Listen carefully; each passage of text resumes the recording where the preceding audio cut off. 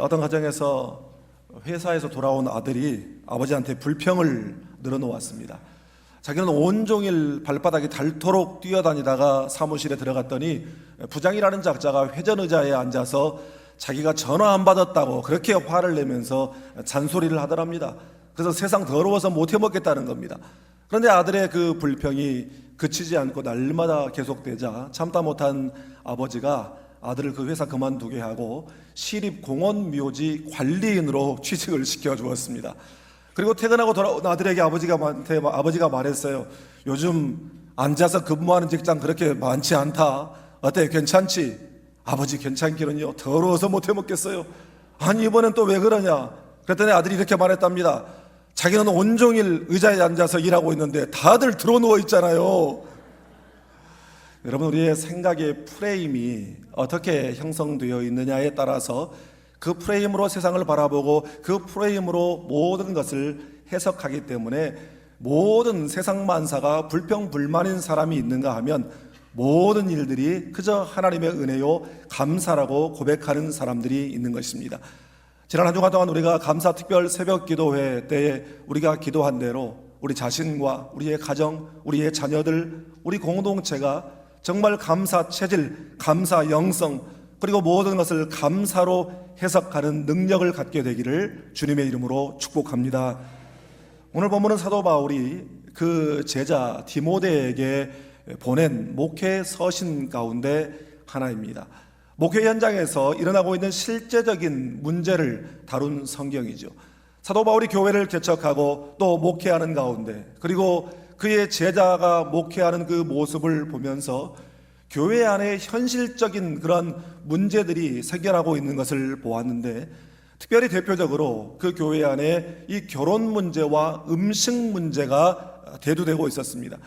교회 안에 어떤 이단적인 사람들이 들어와서 결혼은 하지 말아야 되고 특정한 음식은 먹지 말아야 된다라고 하는 그런 이야기들을 하는 사람들이 있었습니다. 이것들은 우리가 신앙생활하면서 만나는 여러 가지 삶의 문제들 가운데 대표적인 것으로서 사도 바울은 이러한 문제들을 풀어가는 근본적인 해법으로 감사를 제시하고 있습니다.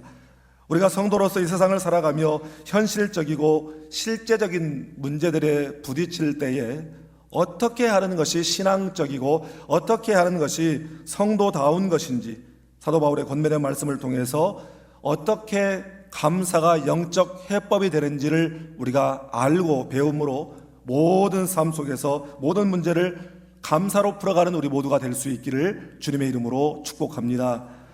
먼저 오늘 본문 3절 말씀을 함께 읽겠습니다. 혼인을 금하고 어떤 음식물을 먹지 말라고 할 터이나 음식물은 하나님이 지으신 바니 믿는 자들과 진리를 아는 자들이 감사함으로 받을 것이니라. 아멘. 요즘 현대 우리 한국 교회 안에 대표적인 이단 신천지나 하나님의 교회가 활개를 치고 있는 것처럼 사도 바울 당시에도 초대교회 안에 들어와 활개를 치는 이단들이 많이 있었는데 그 대표적인 이단 중에 하나가 바로 영지주의 이단이었습니다. 영지주의는 인간의 육신이 영을 가두는 감옥이라고 생각해서 이 영을 육신에서 해방시키기 위해서 극단적인 금욕을 해야 된다라고 하는 것을 주장했습니다. 그래서 성을 악한 것이라고 보고 결혼도 하지 말아야 되고 또 특정한 음식은 악한 것이기 때문에 절대 먹지 말아야 된다 이렇게 가르쳤습니다. 여러분, 그러나 아시다시피 결혼제도는 하나님이 창시하셨죠. 하나님께서 아담을 만드시고 그 독처하는 모습이 좋지 않아 보이셔서 이제 하와를 만드시고 그를 통하여 가정을 이루게 하셨습니다. 그러니까 중매를 서신 분이 하나님이세요. 그래서 성도 하나님께서 세우신 결혼이라고 하는 테두리 안에서 하나님께서 허락하신 기쁨의 선물인 것입니다.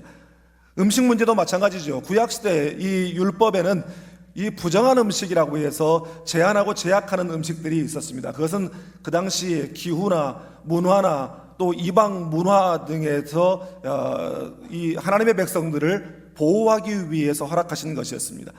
그런데 예수님께서 이 땅에 오셔서 율법을 완성하심으로 모든 음식의 제한들로부터도 자유케 하셨습니다. 사도 바울은 현실에서 일어나는 문제들을 어떻게 바라볼 것인가, 그에 대한 해답으로 감사함으로 받으라 이렇게 말씀하고 있습니다. 당시 교회들 안에서 논란거리가 되었던 이 두 가지 문제, 결혼이라고 하는 것도 창조주 하나님께서 만드신 아름답고 선한 제도이고, 음식이라고 하는 것도 하나님께서 이 세상을 창조하실 때 하늘과 땅과 바닷속에 식물과 생물과 채소와 여러 물고기들을 다 지으시고 보시기에 좋았더라 이렇게 말씀하셨으니, 우리가 하나님이 허락하신 것을 하나님 감사합니다 그렇게 하고 받으면 된다는 것입니다. 이 말씀은 우리가 신앙 공동체 안에서 발생하는 논란거리들, 또 우리가 삶 속에서 만나는 여러 가지 문제들을 어떠한 프레임으로 바라보고 해석할 것인가에 대한 문제죠. 그러니까 모든 것을 하나님의 은혜로 또 긍정과 감사의 프레임으로 바라보고 해석하라라고 하는 그러한 권면입니다. 어떤 가정에 그 아내가 참 신실하게 예수 잘 믿는 분인데 그 남편이 이만저만 술고래가 아니었습니다. 허구한 날 날마다 술에 만취하여 들어와서 그 남편을 시중든다고 하는 일도 이제 보통 고역이 아니었습니다. 하루는 그날도 역시 남편이 술에 만취하여 들어오자마자 쓰러져 바로 잠이 들었습니다. 그래서 아내가 그 옆에 앉아서 하나님 앞에 기도를 하려고 하는데 신세 타령이 절로 나오기 시작했어요. 하나님, 저는 언제까지 이 꼴로 살아야 됩니까? 눈물이 하염없이 나는 겁니다. 그런데 목사님의 그 설교 말씀이 생각이 났어요. 그래, 감사함으로 기도해야 하나님이 들어주신다고 하셨지. 그래서 자기의 기도를 바꿨습니다. 하나님, 솔직히 감사할 것은 아무것도 없지만 아무튼 감사합니다. 그런데 그렇게 기도하는데도 하나님께서 성령의 감동을 주셨어요. 그래서 감동이 밀려오니까 그런 고백이 나오더랍니다. 그래도 과부로 사는 것보다야 낫지. 지금은 적골이지만 언젠가는 사람 될지도 모르지. 고주망태가 되어도 제 집 찾아오는 것 하나는 신통하다니까. 그 생각이 들니까 감사한 일이 한두 가지가 아니었어요. 특별히 감사한 것은 토요일 날은 평소보다 더 술을 많이 처마시고 들어와서 주일날 아침까지 잠을 자다 보니까 집을 대신 봐주고 아내들어 교회 갔다 오라고 하니까 그것도 참 감사한 일이다 이렇게 생각이 들었습니다. 그러다 보니까 자기도 모르게 그렇게 피식피식 웃기 시작했어요.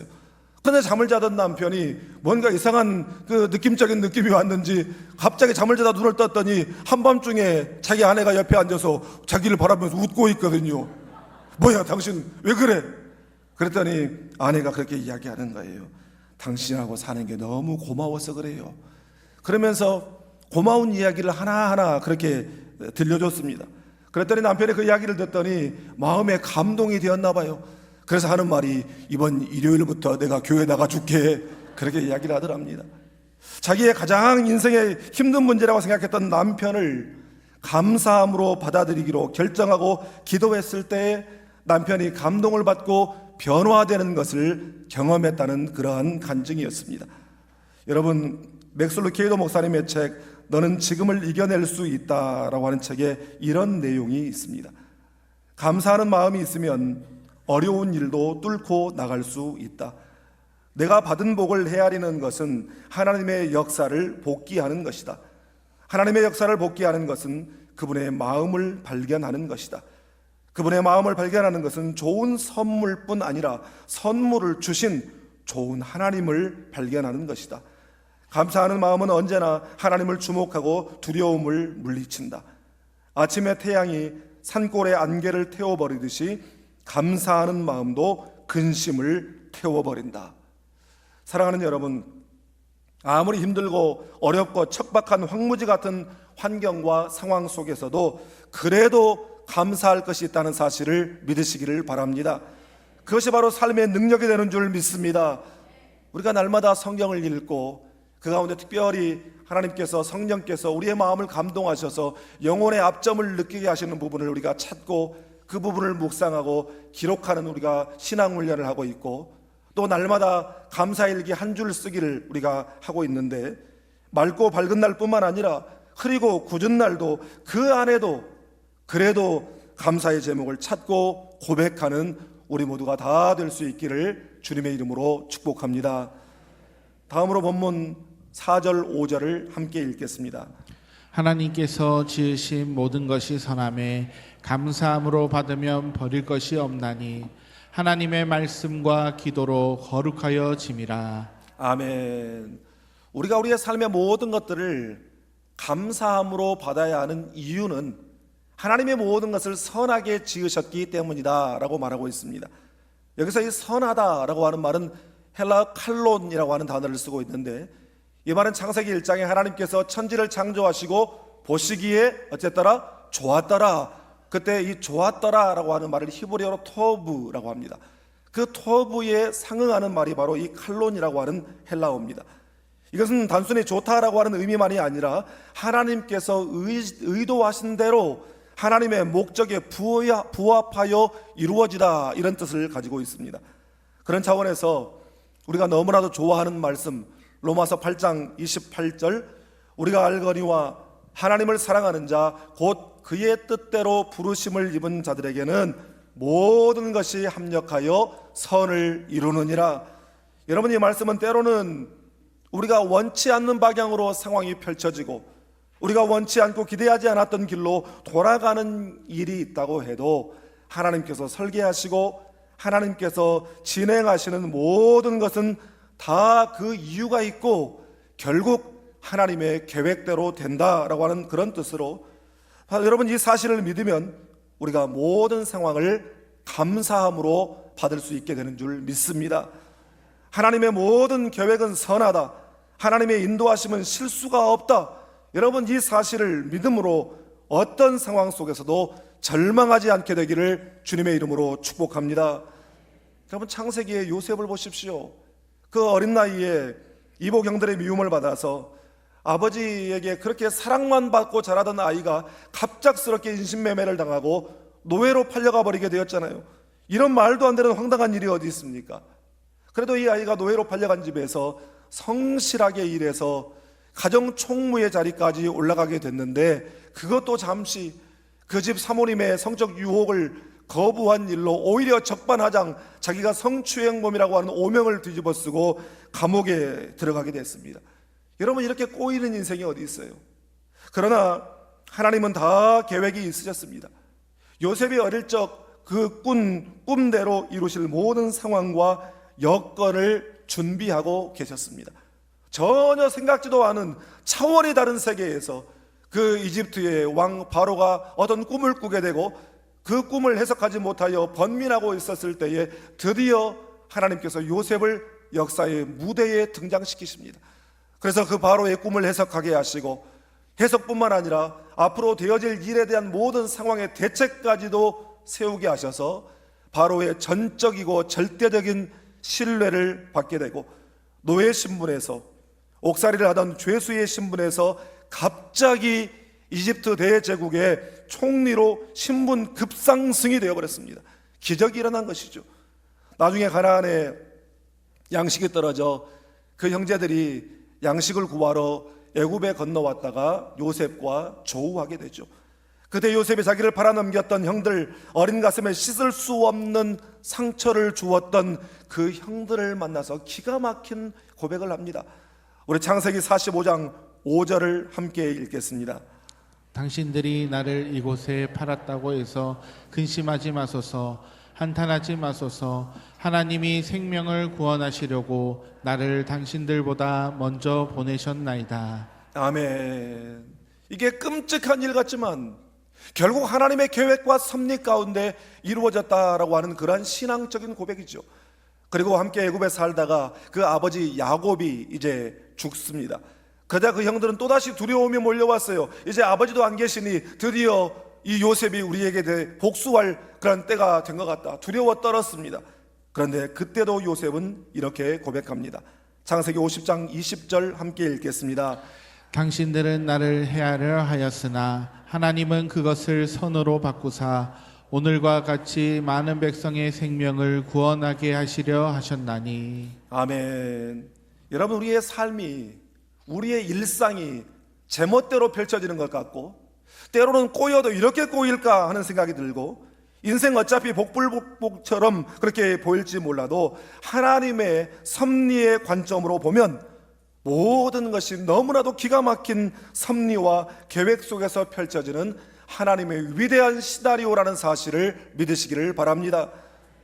오스트레일리아의 복음 전도자이자 세계적인 동기부여 강연가인 닉 부이치치에 대해서 여러분 잘 아실 거예요. 이분은 오스트레일리아의 한 작은 교회를 담임하는 목사님의 가정에서 태어났습니다.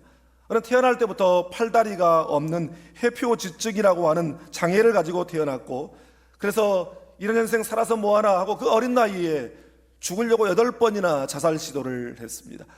그런데 15살 때에 주님을 인격적으로 만나게 돼요. 자신의 인생이 얼마나 복된 인생인가를 깨닫게 됩니다. 그러면서 19살 때부터 세계적인 그런 강연가의 삶을 살아가게 되면서 정말 세계적으로 많은 사람들에게 용기와 희망을 불어넣는 가장 영향력 있는 한 사람으로 손꼽히고 있습니다. 그런데 닉 부이치치의 허그라고 하는 책을 제가 읽으면서 정말 감명 깊은 한 문장을 보았습니다. 하나님은 기적을 보여주는 대신 나로 하여금 기적이 되게 하셨다. 자기가 예수님을 만나고 자기의 인생을 바라보는 자세가 바뀌고 관점이 바뀌고 정말 할 수 없었던, 그 속에서 나올 수 없었던 감사를 고백하고 났더니 갑자기 팔다리가 솟아나온 것이 아니라 대신 자기의 인생 그 자체가 기적이 되게 하셨다라고 하는 것입니다. 그래서 성경 주석가 매튜엔에는 감사는 평범한 것을 하나님, 거룩한 하나님의 은혜로 바꾼다고 그랬습니다. 여러분, 우리가 일상에서 만나고 대하는 사람들, 가정에서 만나는 우리 남편, 아내, 그리고 자녀, 부모, 또한 사회에서 만나는 직장 동료, 교회에서 만나는 주여종들과 목자, 목원, 사역의 동역자들, 여러분, 이들을 하나님의 선물로 알고 감사함으로 받을 수 있기를 바랍니다. 그래서 감사를 고백하고 감사를 표현하며 일상을 기적으로 고백하며 살아가는 여러분 되시기를 주님의 이름으로 축복합니다. 지난 주간에 이런 글을 읽었습니다. 어느 날 한 중년 부부가 기차를 탔습니다. 남편이 창밖을 보고 어린애처럼 와, 저 푸른 들판 좀 봐, 이렇게 말했습니다. 기차칸에 있는 사람들이 어른이 저게 무슨 소린가 하고 의외의 표정으로 쳐다보았습니다. 그런데 함께 옆에 있던 아내가 그렇죠, 당신 정말 잘 보았네요, 그렇게 맞장구를 쳐주는 것이었습니다. 남자는 쉬지 않고 바깥에 대해 이야기합니다. 와, 태양이 너무 눈부셔 눈을 뜰 수가 없어. 어쩜 저렇게 구름이 하얗지? 하늘은 저렇게 파랗고. 그러자 기차 안에 한 사람이 자기 옆 사람에게 이렇게 말했습니다. 저 사람 좀 이상한 것 같지 않아요? 그 이야기를 아내가 듣고 그 칸에 앉은 사람들에게 이렇게 말했습니다. 사실 제 남편은 어린 시절 사고로 시력을 잃었었습니다. 그러다가 최근에야 각막 기증을 받아 이식 수술을 하고 오늘 퇴원하는 날입니다. 그러니 그가 바라보는 모든 것이 경이로움 자체일 수밖에요. 여러분, 사연을 알고 나면 그 사람이 이해가 되는 것입니다. 하나님의 사연을 알고 나면 하나님이 왜 그 일을 행하셨는지를 우리가 이해할 것이 너무나도 많이 있습니다. 고통의 순간을 주시고 쑥과 담즙 같은 인생에 쓴 시간을 보낸다고 할지라도 하나님의 사연이 왜 그렇게 되었는지를 우리가 안다면 말씀대로 지으신 모든 것이 선하다는 것을 알게 된다면 이해하게 되고 감사할 수 있게 되는 것입니다. 사랑하는 여러분, 죄로 어두워진 우리의 눈은 어디를 둘러봐도 감사할 조건, 감사할 이유를 찾을 수가 없었습니다. 그런데 우리 주님 예수 그리스도께서 십자가로 우리의 죄를 씻으심으로 잃었던 생명을 찾았고, 영적으로 눈먼 자였던 우리가 광명을 찾아 눈이 열리고 하나님께서 주신 십자가의 은혜와 삶의 선물들을 보게 되었습니다. 그러므로 십자가를 붙들 때 삶은 비로소 감사로 해석되기 시작하는 것입니다. 매튜엔리의 말처럼 감사는 평범한 일상을 거룩한 하나님의 은혜로 바꾸는 것입니다. 여러분, 십자가의 복음을 전적으로 받아들이는 자에게 하나님은 새로운 눈, 새로운 마음, 새로운 감격과 감사를 허락해 주실 줄 믿습니다. 우리 앞에 놓여있는 삶의 모든 문제를 십자가와 감사로 풀어가는 우리 모두가 다 될 수 있기를 주님의 이름으로 축복합니다. 기도하겠습니다.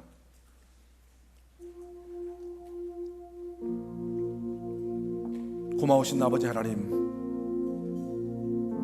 우리는 도무지 구원받을 수 없었던 사람들이었는데 하나님께서 독생자를 우리를 위하여 아낌없이 내어주심으로 우리가 사망에서 영생으로 옮겨졌고 하나님의 자녀가 되어서 우리가 살아가고 있습니다. 아니, 그렇게 살아가고 있는 동안에도 하나님은 놀라운 은혜로 우리와 동행하시고 우리의 쓸 것을 예비하시고 공급하시고 우리가 아플 때 치료해 주시고 우리가 외로울 때 위로해 주시고 힘 주시고 용기 주시고 능력 주셔서 일어나게 하시고 또 우리의 인생길 걸어가게 하십니다. 그러나 우리는 살면서 조금만 어려워도 원망하고 불평하고 나만 왜 이런 일을 당하느냐고 하나님 앞에 항변하고 아쉽고 섭섭하고 불평불만 그런 것들로 가득 차 있었습니다. 하나님, 오늘 말씀을 듣고 보니 하나님께서 지으신 모든 것이 선한 것인데 심지어 우리 앞에 놓여있는 어려움도 하나님의 위대한 섭리 가운데 하나님의 계획 가운데 이루어지는 하나님의 시나리오인데 우리는 어리석어 그것을 보지 못하고 그것을 알지 못하고 우리가 힘들고 좌절하고 낙심할 때가 많이 있었습니다. 그러나 하나님이 지으신 모든 것이 선함에 감사함으로 받게 하여 주시옵소서. 오늘 주신 귀한 말씀을 마음 깊이 새깁니다. 하나님, 날마다 하루의 삶에서 그래도 감사의 이유를 찾게 하시고 감사일기를 기록함으로 하나님의 은혜를 되새기는 삶을 살게 하여 주시옵소서. 하나님, 우리의 만나는 일상에서 만나는 사람들 모든 것이 알고 보니 하나님의 놀라운 축복의 선물이었습니다.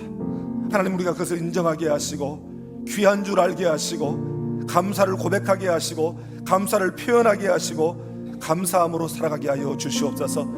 아버지 하나님, 우리 금강남북교회 모든 성도들이 감사 체질, 감사 영성 갖게 하시고 모든 삶을 감사로 해석하는 능력을 갖게 하여 주시옵소서. 그래야 풍성한 은혜를 누리며 살아가게 하여 주시옵소서. 예수님의 이름으로 축복하며 기도드립니다. 아멘.